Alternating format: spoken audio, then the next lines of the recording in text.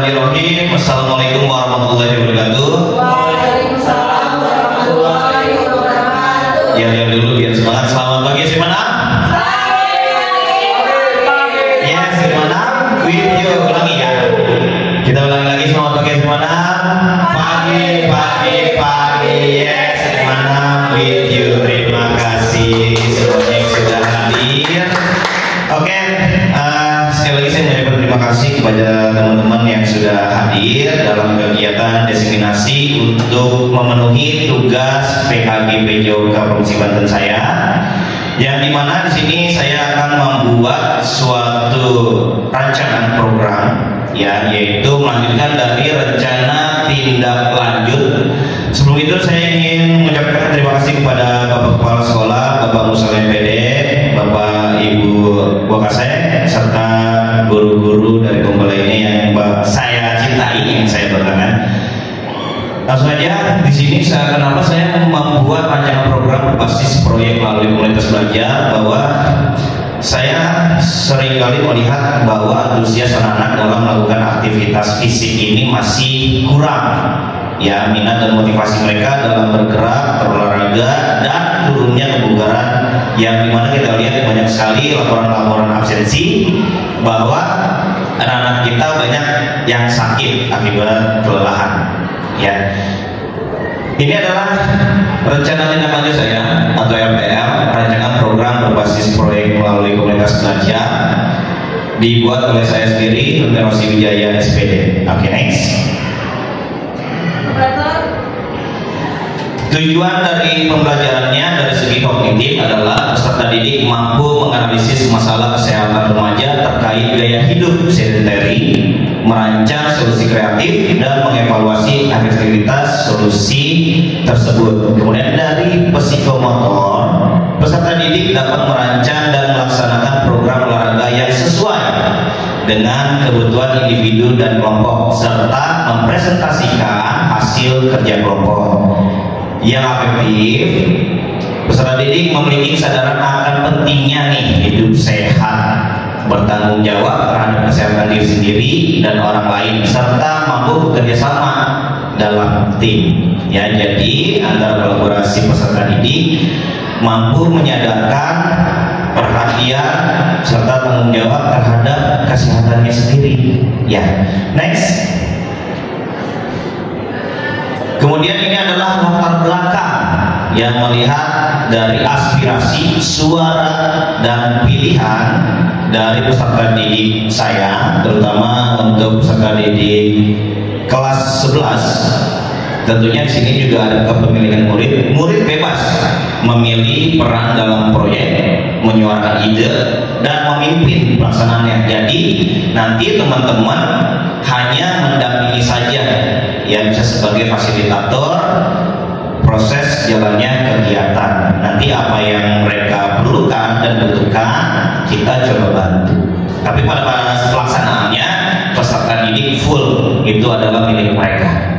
Kemudian untuk konteks program ada 5. 1. Aset manusia, yaitu dari kekuatan fisik, minat, dan motivasi murid dikenali melalui observasi. Yang kedua, dari aset lingkungan, yaitu fasilitas sekolah seperti aula, kelas, lapangan, dan ruangan terbuka lainnya. Yang ketiga, aset budaya, memperkenalkan olahraga senam kreasi sebagai pembelajaran karakter yang sekarang kita jalani ini. Bangunlah jiwa dan raganya. Yang keempat, aset fisik, yaitu pemanfaatan alat olahraga di sekolah, termasuk modifikasi alat pendukung. Maksudnya dari pemanfaatan alat olahraga ini bisa dengan speaker, terus colokan atau alat pendukung. Kemudian ini juga ada modifikasi alat pendukung, misalnya peserta didik nanti mau nampilnya dengan berbagai macam aksesoris boleh, entah bola, entah lingkaran belahu, atau yang lainnya. Kemudian dari yang kelima terakhir, yaitu aset sosial, kolaborasi antara peserta didik ya dalam proyek untuk meningkatkan keterampilan komunikasi dan kerjasama. Itu latar belakangnya. Next. Ini adalah tujuan dari program kegiatan untuk visi saya sebagai guru PJOK. menjadi guru PJOK yang menginspirasi dan memberdayakan peserta didik untuk mengembangkan potensi fisik. Tidak hanya fisik, ada mental dan sosial mereka secara optimal melalui pembelajaran yang inklusif, beragam dan relevan, serta membentuk karakter yang sehat, disiplin, bertanggung jawab sebagai bekal kehidupan mereka di masa yang depan. Kemudian tujuan programnya adalah untuk mewujudkan pembelajaran PJOK yang berpusat pada peserta didik dan melibatkan komunitas belajar rekan-rekan sekalian. Oke, next. Baik, kita lanjut untuk produk utama. Jadi nanti dari hasil kegiatan ini adalah produk utamanya adalah konten video program olahraga kreatif yang dirancang oleh peserta didik sendiri. Kemudian nanti ada laporan tertulis yang berisi tentang analisis masalah, perencanaan program, pelaksanaan, dan evaluasi. Presentasi hasil proyek di hadapan kelas atau komunitas sekolah. Oke, next. Nah, ini adalah publikasi hasil karya ini ya. Nanti anak-anak setelah mengumpulkan data, mengumpulkan video, nanti mereka bisa mengupload, bisa dipublikasikan melalui media sekolah, media sosial sekolah berupa video, promosi dan laporan tertulis, dapat juga di media sosial sekolah untuk menginspirasi peserta didik lain. Kemudian untuk acara sekolah ini bisa dipresentasikan pada hasil proyek, dapat dilakukan pada acara-acara sekolah seperti hari olahraga atau pameran karya peserta didik. Kemudian dari kompetisi peserta didiknya, nanti kalau memungkinkan hasil proyeknya dapat diikut sertakan dalam kompetisi peserta didik tingkat sekolah ataupun yang lebih tinggi lagi. Next. Nah, ini adalah pertanyaan kunci yang akan muncul. Yang pertama adalah bagaimana cara mengatasi masalah kurangnya aktivitas fisik pada remaja di sekolah kita. Yang kedua, program olahraga kreatif apa yang dapat menarik minat peserta didik untuk berolahraga secara teratur. Yang ketiga, bagaimana cara membuat program olahraga yang aman dan efektif. 4. Bagaimana cara mengevaluasi keberhasilan program olahraga yang telah dirancang. Nah, itu. Next. Kemudian ini adalah tipe proyeknya, ya. Nanti peserta didik bagaimana untuk memecahkan masalah dalam dunia nyata. Proyek ini akan fokus pada masalah kesehatan remaja yang sering dihadapi, yaitu kurangnya aktivitas fisik. Kemudian dari eksplorasi jawaban dari pertanyaan yang abstrak barusan, peserta didik akan diajak untuk mencari jawaban atas pertanyaan bagaimana cara membuat olahraga menjadi menyenangkan, ya. Next. Ini adalah model pembelajarannya, model pendidikan kebugaran. Model ini dipilih karena sesuai dengan tujuan proyek yang ingin meningkatkan kebugaran fisik peserta didik. Kemudian ada pun model pembelajaran sport education di bidang elemen kompetisi dan kerjasama dalam model ini dapat memotivasi peserta didik untuk berprestasi. Dilihat dari aktivitas kebugaran fisik, jadi nanti itu ada yang istilahnya namanya SEM, yaitu Sport Education Model, yang dimana gak cuma hanya menampilkan saja, tapi diperlombakan. Nah, biasanya kalau diperlombakan itu meningkatkan minat peserta didik untuk ikut berpartisipasi dan tentunya pasti akan mau ikut bergerak. Next.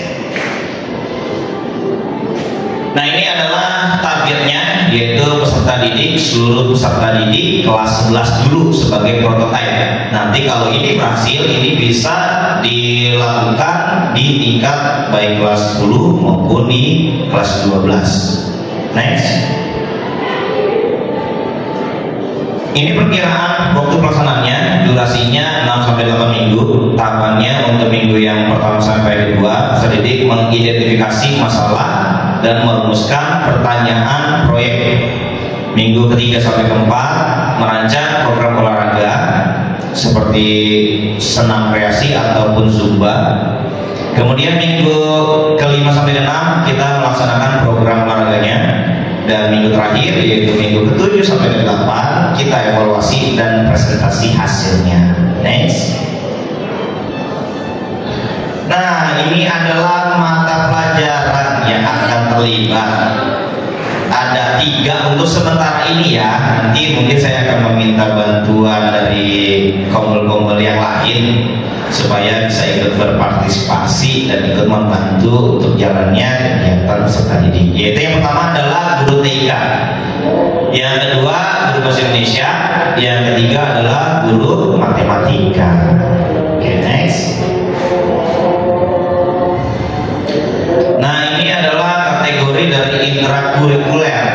Proyek ini dapat diintegrasikan ke dalam mata pelajaran PJOK dan dapat menjadi bagian dari penilaian akhir semester. Jadi minggu pertama sampai kedua, peserta didik melakukan survei tentang kebiasaan olahraga teman-teman sekelasnya, menganalisis data dan mengidentifikasi masalah yang ada.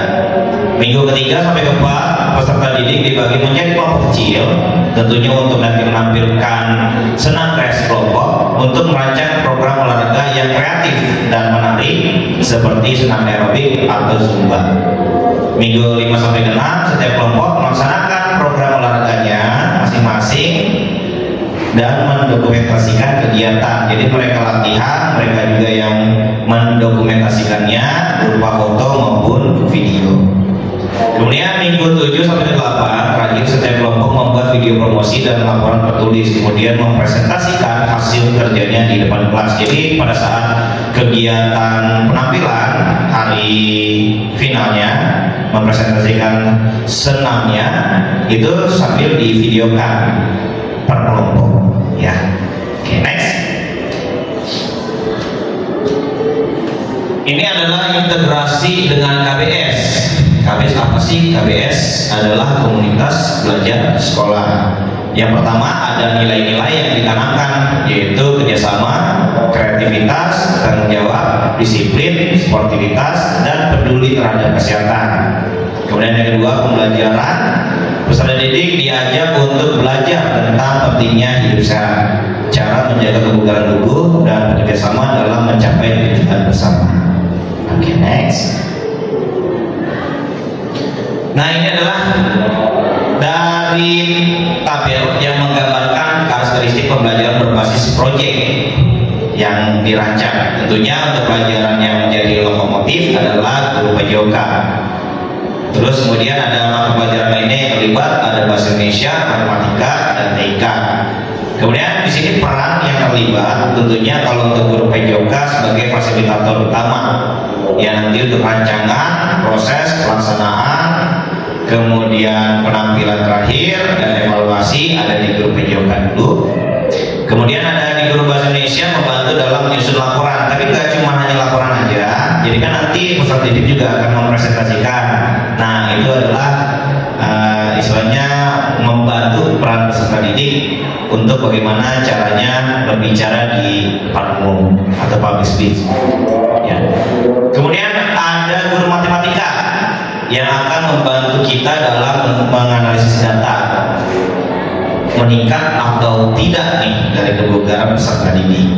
Terus ada guru TIK yang akan memberi bekal bagaimana cara membuat video yang baik dan bagus. Kemudian untuk lokasi, ini lokasi ruang kelas, ada lapangan olahraga, fasilitas sekolah lainnya, serta lingkungan sekitar sekolah. Kemudian produk yang dihasilkan adalah berupa video program olahraga, kemudian laporan tertulis, presentasi yang berisi informasi tentang program olahraga. Terakhir, teknologi yang digunakan bisa menggunakan kamera video, perangkat lunak edit video, komputer, internet, dan lain-lainnya. Next.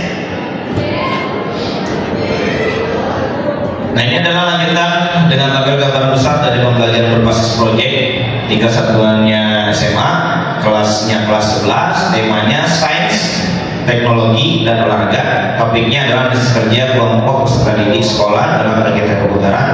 Total waktunya yaitu 8 minggu. Next. Nah, ini adalah struktur program dan rekan sejawat dalam KBS. Ada saya, Hilmi, Bu Dewi, dan Pak Angga di bidang PJOK mendiskusikan bersama mengembangkan materi dan aktivitas konsep usaha, bagaimana cara dilakukan, penugasan, serta menyiapkan rubrik penilaian otentik membimbing peserta didik dalam merencanakan dan melaksanakan kegiatan suatu olahraga rekreasi. Kemudian ada Maya, nanti juga bisa dibantu dengan Pak Andri dan Bu Eis untuk melatih peserta didik dalam keterampilan berkomunikasi yang baik untuk presentasi kampanye hidup sehat. Kemudian ada Pak Tony dan juga dibantu dengan Pak Ibdol untuk membantu dalam kegiatan editing video kegiatan senam kreasi. Kemudian ada Bu Eka dan Pak Amaludin di bidang matematika yang melatih peserta didik dalam mengolah data dan analisis. Next. Nah, ini rencana instrumennya. Instrumennya kita wawancara, survei, dan refleksi murid untuk mengetahui pemahaman mereka tentang kesehatan dan sportivitas. Kalau dari segi asesmen autentik, mengukur produk kampanye, partisipasi dalam kegiatan, dan refleksi pasca kegiatan menggunakan rubrik yang akan disiapkan. Penilaian dilakukan oleh rekan KWS melaksanakan peer assessment oleh rekan peserta didik pada kegiatan turnamen mini senam kreasi. Next. Nah, ini adalah kemungkinan tantangan ya teman-teman. Kalau dari tantangannya pasti tentunya ada keterbatasan waktu. Yang kedua, ini biasanya muncul nih minimnya minat peserta didik khususnya laki-laki. Biasanya ogah banget untuk senam. Ya. Terus partisipasi peserta didik khususnya laki-laki, terus kemudian juga ada kesenjangan fasilitas tentunya dari setiap kelompok. Mungkin ada yang nggak punya speaker, nggak bagian tempat untuk latihan dan lain-lain. Terus sedikit solusi yang bisa diberikan dengan pembagian tugas yang terencana. Kemudian dengan pendekatan motivasional untuk meningkatkan keterlibatan kolaborasi dengan peserta didik. Ya, jadi biasanya sih kalau senam itu kan laki-laki agak ogah-ogahan ya buat bergerak. Jadi kita berikan motivasi berupa pendekatan maupun dari video ya, bahwa nggak cuma hanya perempuan saja yang bisa senam, tapi laki-laki juga bisa senam. Kemudian komunitas belajar untuk mencari solusi kreatif, nanti kita diskusi ya. Oke, next. Nah, itu aja untuk rancangan program untuk meningkatkan kebugaran peserta didik dan aktif dalam berolahraga. Dan juga yang barusan kita sudah lakukan adalah RTL atau rencana tindak lanjut ya. Mudah-mudahan program ini bisa kita realisasikan dan bisa diimplementasikan. Sekian dari saya, terima kasih buat Pak Deka sebagai operator dan teman-teman Kombel yang sudah hadir, serta Arita sebagai fasilitator saya. Terima kasih, kurang lebihnya mohon maaf. Lebih kurang hidayah. Wassalamualaikum warahmatullahi wabarakatuh.